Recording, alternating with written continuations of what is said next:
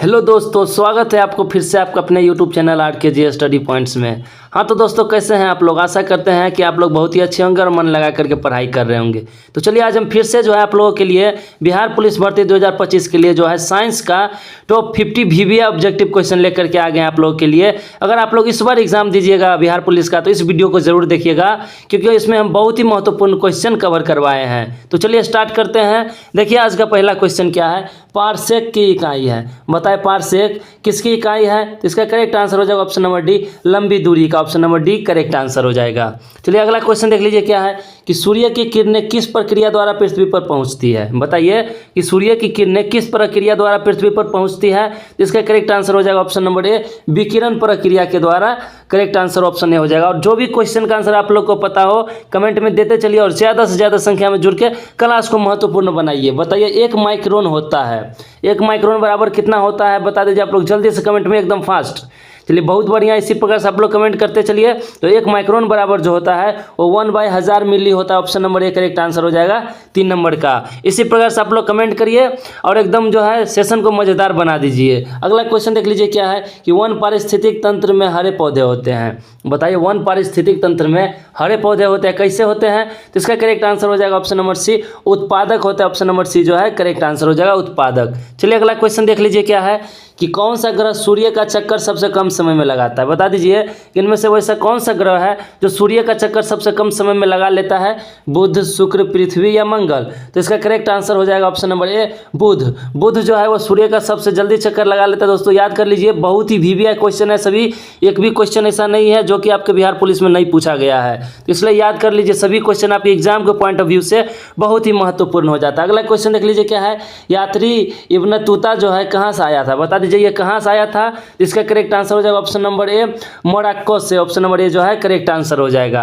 चलिए अगला क्वेश्चन देख लीजिए क्या है कि पृथ्वी की जुड़वा बहन कहे जाने वाले ग्रह कौन सा है? बताइए कि इनमें से पृथ्वी की जुड़वा बहन किसे कहते हैं? बुध को, शुक्र को, मंगल को या प्लूटो को? तो पृथ्वी की जुड़वा बहन जो कहते हैं दोस्तों वो शुक्र ग्रह को कहते हैं। Option number B correct answer हो जाएगा शुक्र ग्रह को। याद कर लीजिए, बहुत ही VBA क्वेश्चन है सभी, एक भी क्वेश्चन आपके एग्जाम से इधर उधर नहीं होने वाला है। चलिए अगला क्वेश्चन देख लीजिए कि पालघाट निम्नलिखित राज्यों में से किसे जोड़ता है? बताइए पालघाट जो है वो निम्नलिखित राज्यों में से किसे जोड़ता है? सिक्किम एवं पश्चिम बंगाल को, महाराष्ट्र एवं गुजरात को, केरल एवं तमिलनाडु को या अरुणाचल प्रदेश एवं सिक्किम को? तो इसका करेक्ट आंसर हो जाएगा ऑप्शन नंबर सी, केरल एवं तमिलनाडु को। चलिए नेक्स्ट क्वेश्चन देख लीजिए क्या है। नेक्स्ट क्वेश्चन है कि उज्जैन का प्राचीन नाम क्या था? बताइए उज्जैन का प्राचीन नाम क्या था? तो इसका करेक्ट आंसर हो जाएगा अवंतिका। अवंतिका जो है उज्जैन का प्राचीन नाम था। दोस्तों याद कर लीजिए, option number A correct answer हो जाएगा 9 नंबर का। चलिए नेक्स्ट क्वेश्चन देख लीजिए क्या है कि किसने कहा था कि विदेशी वस्तुओं की बर्बादी ही उनके साथ सर्वोत्तम व्यवहार है? बताइए कि इनमें से कौन है जो कहा था कि विदेशी वस्तुओं की बर्बादी ही उनके साथ सर्वोत्तम व्यवहार है? तो इसका करेक्ट आंसर देख लीजिए हो जाएगा महात्मा गांधी। महात्मा गांधी जी ने कहा था कि विदेशी वस्तुओं की बर्बादी ही उनके साथ सर्वोत्तम व्यवहार है। चलिए अगला क्वेश्चन देख लीजिए क्या है कि पुलित्जर जो होता है, पुलित्जर पुरस्कार किस क्षेत्र में प्रदान किया जाता है? बताइए पुलित्जर पुरस्कार किस क्षेत्र में प्रदान किया जाता है? इसका करेक्ट आंसर हो जाएगा पत्रकारिता क्षेत्र में। Option number A correct answer हो जाएगा। चलिए नेक्स्ट क्वेश्चन देख लीजिए और आप लोग कमेंट मत बंद करिए। अगर कमेंट कर रहे हैं और क्वेश्चन गलत हो जा रहा है तो इससे हार नहीं मानना है। एक बार गलत होगा, दूसरा बार, तीसरा बार जरूर सही होगा, इसलिए आप लोग कमेंट करते रहिए। तो होलकर ट्रॉफी किस खेल से संबंधित है? बताइए होलकर ट्रॉफी किस खेल से संबंधित है? तो ब्रिज से हो जाएगा। Option number B correct answer हो जाएगा। चलिए नेक्स्ट क्वेश्चन देख लीजिए क्या है कि घरेलू ईंधन के रूप में काम लाए जाने वाली गैस है। बताइए घरेलू ईंधन के रूप में काम में आए जाने वाली गैस कौन सी हो जाएगा? तो LPG हो जाएगा दोस्तों। Option number C correct answer हो जाएगा। चलिए नेक्स्ट क्वेश्चन देख लीजिए क्या है कि किस विटामिन को हार्मोन भी कहते हैं? बताइए इनमें से कौन सा विटामिन है जिसको हार्मोन्स भी कहते हैं? तो हो जाएगा विटामिन डी। विटामिन डी एक ऐसा विटामिन है जिसको हार्मोन के नाम से भी जाना जाता है। Option number C correct answer हो जाएगा दोस्तों। चलिए नेक्स्ट क्वेश्चन देख लीजिए क्या है कि प्राकृतिक गैस सर्वाधिक मात्रा में उपस्थित यौगिक हाइड्रोजन तथा निम्नलिखित में से किससे बना होता है? किससे बना होता है? इसका करेक्ट आंसर हो जाएगा कार्बन से। Option number B correct answer हो जाएगा कार्बन से बना रहता है। चलिए अगला क्वेश्चन बताइए आप लोग कमेंट में जल्दी से आंसर बताइए तो कि भारत में 1 रुपये का नोट कौन जारी करता है? बता दीजिए भारत में 1 रुपये का नोट कौन जारी करता है? जल्दी बताइए तो कमेंट में आप लोग। तो इसका करेक्ट आंसर हो जाएगा वित्त मंत्रालय। Option number B correct answer हो जाएगा वित्त मंत्रालय, जो कि 1 रुपये का नोट जारी कर सकता है। दोस्तों याद कर लीजिए, बहुत ही वीवीआई क्वेश्चन है सभी, एक भी क्वेश्चन आपके एग्जाम के पॉइंट ऑफ व्यू से ऐसा नहीं है जो कि महत्वपूर्ण नहीं है। चलिए अगला क्वेश्चन देख लीजिए क्या है, कि गोबर गैस का मुख्य घटक है। बताइए गोबर गैस का मुख्य घटक कौन सा हो जाएगा, तो मीथेन हो जाएगा, option number D correct answer हो जाएगा। और आप लोग कमेंट करते चलिए जो भी क्वेश्चन का आंसर पता हो। किसने असहयोग आंदोलन को समर्थन दिया परंतु इसका परिणाम नहीं देख सके। बताइए कि इनमें से कौन है जिसने असहयोग आंदोलन का तो समर्थन दिया था परंतु उसका परिणाम नहीं देख सके थे। बाल गंगाधर तिलक जी, लाला लाजपत राय जी, मोतीलाल नेहरू जी या चित्तरंजन दास जी।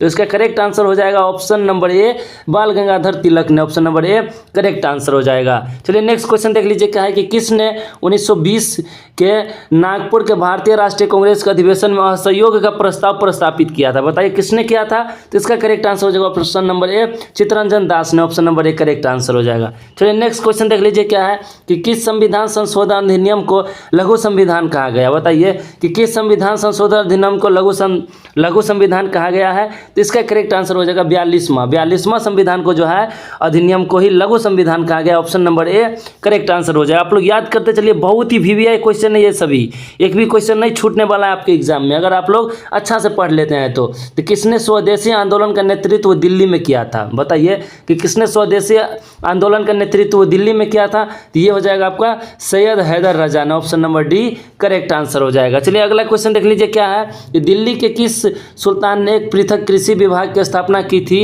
एवं फसल चक्र योजना बनाई थी। बताइए कौन से सुल्तान थे जिसने पृथक कृषि विभाग की स्थापना भी की थी एवं फसल चक्र योजना भी बनाई थी, तो इसका करेक्ट आंसर हो जाएगा ऑप्शन नंबर डी मोहम्मद बिन तुगलक थे, option number D correct answer हो जाएगा। अगला क्वेश्चन देख लीजिए क्या है, कि 6ठी शताब्दी ईसा पूर्व में भारत में 16 महाजनपदों का उदय हुआ। इनमें कितने महाजनपद जो है वर्तमान बिहार के क्षेत्र में स्थित है, कितने महाजनपद है जो वर्तमान बिहार क्षेत्र में स्थित है। बताइए आप लोग जल्दी से कमेंट में।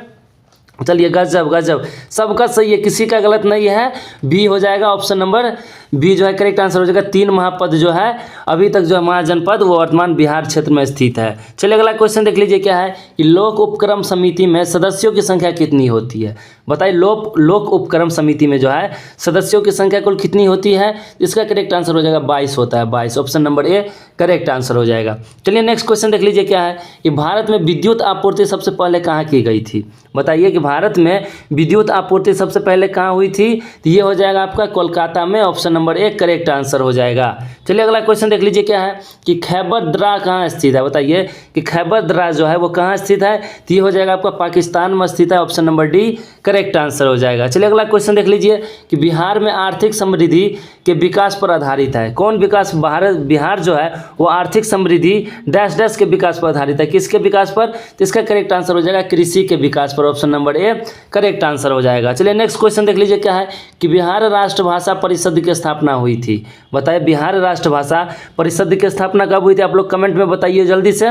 तो करेक्ट, सबका सही है, सबका सही, ऑप्शन नंबर डी आ रहा है, सबका सही है, किसी का गलत नहीं है, 1950 ईस्वी हो जाएगा। आप बस आप लोग इसी प्रकार से कमेंट करते रहिए और एकदम जोश जुनून के साथ तैयारी करिए कि इस बार बेड़ा पार ही लग जाए। भारत में राष्ट्रीय आय लेखा किसके द्वारा प्रकाशित किए जाते हैं। बताइए कि भारत में राष्ट्रीय आय लेखा किसके द्वारा प्रकाशित किए जाते हैं, तो इसका करेक्ट आंसर हो जाएगा केंद्रीय सांख्यिकीय गठन के द्वारा। चलिए नेक्स्ट क्वेश्चन देख लीजिए, कि कौन सा भारतीय राज्य पवन ऊर्जा का सबसे बड़ा उत्पादक है। बताइए कौन सा भारतीय राज्य जो है वो पवन ऊर्जा का सबसे बड़ा उत्पादक है, तो ये हो जाएगा आपका Tamil Nadu, option number A correct answer हो जाएगा तमिलनाडु। चलिए नेक्स्ट क्वेश्चन देख लीजिए क्या है, कि दुनिया की सबसे बड़ी तैरती हुई सौर ऊर्जा परियोजना का निर्माण किस नदी पर किया गया। बताइए, बता दीजिए इसका करेक्ट आंसर क्या हो जाएगा, आप लोग जल्दी कमेंट में बताइए तो, कि दुनिया की सबसे बड़ी तैरती हुई सौर ऊर्जा परियोजना का निर्माण किस नदी पर किया गया है। इसका करेक्ट आंसर हो जाएगा ऑप्शन नंबर सी नर्मदा नदी पर किया गया है। चलिए अगला क्वेश्चन देख लीजिए क्या है, कि बेरी रोग किस विटामिन की कमी से होता है। बताइए आप लोग बेरी रोग जो है वो किस विटामिन की कमी से होता है, आप लोग जल्दी कमेंट में बताइए तो, देखते हैं कि कौन कौन सही कर रहे हैं। चलिए गजब गजब, इसी प्रकार से हम आप लोग का कमेंट देखना चाहते हैं, सबका सही है, सबका, किसी का गलत नहीं है, तो इसका करेक्ट आंसर हो जाएगा ऑप्शन नंबर सी। और आप लोग ऑप्शन नंबर सी कमेंट करें, सबका सही है, विटामिन B1 जो है ये करेक्ट आंसर हो जाएगा, बेरी रोग इन्हीं की कमी से होता है। चलिए नेक्स्ट क्वेश्चन देख लीजिए क्या है, कि कोयले की खानों में कार्बनिक तत्वों से सड़ने बनने वाला मार्स गैस कौन सा है। बता दीजिए कि कोयलों के खानों में कार्बनिक तत्वों के सड़ने से बनने वाला मार्स गैस कौन सा हो जाएगा, तो इसका करेक्ट आंसर हो जाएगा methane, option number B correct answer हो जाएगा। अगला क्वेश्चन देख लीजिए, कि डैश डैश प्रकंद एक उदाहरण है। बता दीजिए डैश डैश प्रकंद एक उदाहरण है। किसका उदाहरण है? तो शकरकंद का, option number B correct answer हो जाएगा। अगला क्वेश्चन देख लीजिए क्या है कि पौधों के लिए सबसे अच्छा उर्वरक है। बता दीजिए पौधों के लिए सबसे अच्छा उर्वरक कौन सा हो जाएगा? तो इसका करेक्ट आंसर हो जाएगा कंपोस्ट खाद होता है दोस्तों, option number A correct answer हो जाएगा। आप लोग कमेंट करते चलिए, ज़्यादातर तो आप लोग का कमेंट सही आ रहा है और किसी किसी का गलत भी आ रहा है, तो हिम्मत मत हारिए, आप लोग कमेंट करिए। दूसरा बार अगर आप लोग इस क्वेश्चन को देख लेते अगर गलत कमेंट कर रहे हैं तो आप लोग भूलिएगा नहीं और सही करके आइएगा। चलिए अगला क्वेश्चन देख लीजिए क्या है कि ध्वनि ऊर्जा को विद्युत ऊर्जा में परिवर्तित किया जाता है। बताइए किसके द्वारा ध्वनि ऊर्जा को विद्युत ऊर्जा में परिवर्तित किया जाता है? तो ये हो जाएगा माइक्रोफोन के द्वारा, option number A correct answer हो जाएगा। चलिए अगला क्वेश्चन देख लीजिए कि कैमरा में प्रतिबिंब की तीक्ष्णता क्षमता निम्न में से कौन सा तय करता है? बता दीजिए कि कैमरा में प्रतिबिंब की तीक्ष्णता क्षमता जो निम्न में से कौन सा तय करता है? तो इसका करेक्ट आंसर होगा ऑप्शन नंबर ए द्वारक एवं एपर्चर के द्वारा। चलिए अगला क्वेश्चन देख लीजिए क्या है कि विटामिन की खोज किसने की थी? जल्दी बताइए आप लोग को, बहुत ही ईजी क्वेश्चन है, आप लोग जल्दी कमेंट में बता दीजिए कि विटामिन की खोज किसने की थी। चलिए गजब गजब सब कमेंट कर रहे हैं फंक फंक फंक, option number B correct answer हो जाएगा। सबका सही है, फंक हो जाएगा ऑप्शन नंबर बी। चलिए नेक्स्ट क्वेश्चन देख लीजिए क्या है कि जनन क्षमता में कमी होती है। जनन क्षमता में कमी होती है, किस विटामिन की कमी के कारण जनन क्षमता में कमी हो जाती है?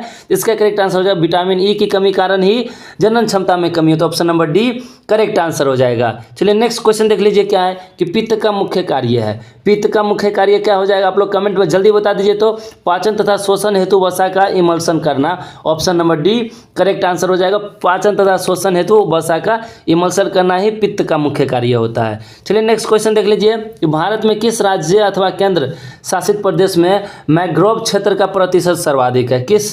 किस राज्य एवं केंद्र शासित प्रदेश में बता दीजिए मैंग्रोव क्षेत्र का प्रतिशत सर्वाधिक है? तो इसका करेक्ट आंसर हो जाएगा ऑप्शन नंबर सी अंडमान एवं निकोबार द्वीप में, option number C correct answer हो जाएगा। चलिए अगला क्वेश्चन देख लीजिए कि किस एक ने सुभाष चंद्र बोस को देश नायक कहा गया था? बताइए कि किस एक ने सुभाष चंद्र बोस को देश नायक कहा था? इसका करेक्ट आंसर हो जाएगा option number C Rabindranath Tagore ने ही कहा था कि सुभाष चंद्र बोस को देश नायक। चलिए अगला क्वेश्चन देख लीजिए कि भूटान के साथ भारत के किस राज्य की सीमा सबसे ज़्यादा लंबी है? बताइए कि भूटान के साथ भारत के किस राज्य की सीमा सबसे ज़्यादा लंबी है? इसका करेक्ट आंसर हो जाएगा ऑप्शन नंबर डी पश्चिम बंगाल की, जो कि सबसे ज़्यादा लंबी है भारत के साथ। इस राज्य की सीमा सबसे लंबी है पश्चिम बंगाल की। अगला क्वेश्चन देख लीजिए क्या है कि पुनपुन नदी बिहार के किस स्थान पर गंगा मिलती है? बताइए कि पुनपुन नदी बिहार के किस स्थान पर गंगा मिलती है? तो इसका करेक्ट आंसर हो जाएगा आपका पटना के निकट, option number A correct answer हो जाएगा पटना के निकट। चलिए नेक्स्ट क्वेश्चन देख लीजिए कि प्रकाश संश्लेषण का अंतिम उत्पाद है। बता दीजिए कि प्रकाश संश्लेषण का अंतिम उत्पाद क्या हो जाएगा? तो कार्बोहाइड्रेट हो जाएगा दोस्तों, option number A correct answer हो जाएगा कार्बोहाइड्रेट, जो कि एक प्रकाश संश्लेषण का अंतिम उत्पाद है। चलिए नेक्स्ट क्वेश्चन देख लीजिए क्या है कि इंसुलिन उत्पादित होता है। इंसुलिन उत्पादित होता है, किससे उत्पादित होता है? तो ये हो जाएगा आपका पेनक्रियाज अग्नाशय के द्वारा, option number D correct answer हो जाएगा। पेनक्रियाज एवं अग्नाशय के द्वारा ही दोस्तों इंसुलिन उत्पादित होता है। याद कर लीजिए, बहुत ही वीवीआई क्वेश्चन है सभी, और आप लोग ज़्यादा से ज़्यादा संख्या में जुड़ चुके हैं। बस आप लोग वीडियो को लाइक कर दीजिए, एक लाइक आप लोग का जो है हमें मोटिवेट करता है आप लोगों के लिए इस प्रकार का वीडियो बनाने के लिए। तो अगला क्वेश्चन देख लीजिए क्या है कि वायु का जो है वेग संबंधित है। वायु का वेग संबंधित है, किससे संबंधित है? तो ये हो जाएगा दाब प्रवणता से, option number C correct answer हो जाएगा दाब प्रवणता से। चलिए नेक्स्ट क्वेश्चन देख लीजिए क्या है कि चीन की संसद क्या कहते हैं? चीन की संसद जो है वह क्या कहते हैं? तो वह कहते हैं कि National People's Congress, option number C जो है वो करेक्ट आंसर हो जाएगा 48 नंबर का। और आप लोग जो है अभी तक ज़्यादा से ज़्यादा संख्या में जुड़े हुए, इससे ज़्यादा क्या खुशी की बात हो सकती है। बहुत अच्छा लग रहा है कि आप लोग जोश जुनून के साथ एकदम लगन से तैयारी कर रहे हैं, बहुत अच्छा लग रहा है और पढ़ाने में भी मज़ा आ रहा है आप लोग को। तो भारत में पहली बोलती फिल्म कौन सी थी? बता दीजिए भारत में पहली बोलती फिल्म कौन सी थी? चलिए सबका सही है, सबका सही है। इसी प्रकार से आप लोग कमेंट करते रहिएगा जो भी क्लास हो और याद करते चलिएगा, तो आप लोग का पक्का 100% सही तैयारी हो जाएगा। तो इसका करेक्ट आंसर हो जाएगा 49 का Alam Ara, option number C correct answer हो जाएगा। आलम आरा एक ऐसी फिल्म थी जो कि भारत की सबसे बोलती फिल्म थी। चलिए नेक्स्ट क्वेश्चन देख लीजिए कि प्रकाश संश्लेषण का प्राथमिक उत्पाद है। प्रकाश संश्लेषण का प्राथमिक उत्पाद क्या हो जाएगा? तो ग्लूकोज हो जाएगा, option number B correct answer हो जाएगा ग्लूकोज। तो चलिए दोस्तों आज यही लास्ट था। आप लोग जरूर अपना स्कोर बताइएगा कि 50 में आप लोग कितना सही किए हैं कमेंट में, और अगला बार आप लोग को वीडियो में हम जरूर बताएंगे कि आप लोग कितना सही किए थे। तो चलिए दोस्तों आज यहीं तक, मिलते हैं नेक्स्ट वीडियो में नेक्स्ट टॉपिक के साथ। तब तक के लिए थैंक यू, बाय बाय।